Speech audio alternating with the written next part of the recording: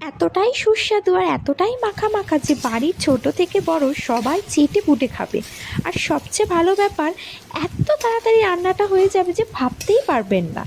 আজকে রান্না করব মাছের তেলে আলু বেগুনের কষা। মাছের তেলের বড়াও এর কাছে ফিকে লাগবে।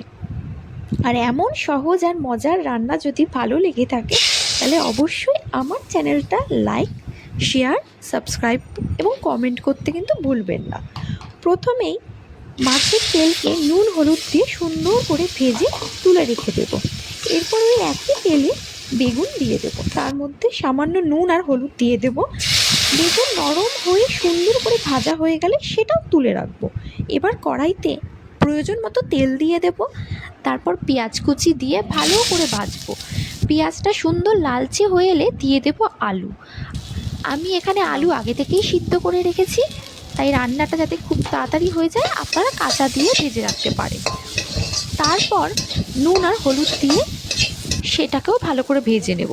এরপর আগে থেকে ভেজে রাখা বেগুন আর মাছের তেলগুলোকে দিয়ে ভালো করে রান্না করব।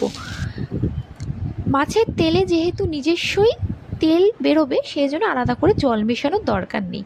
ঢাকা চাপা দিয়ে কিছুক্ষণ রান্না করুন, দেখবেন একদম তৈরি হয়ে যাবে মাছের তেলে আলু বেগুনের কষা।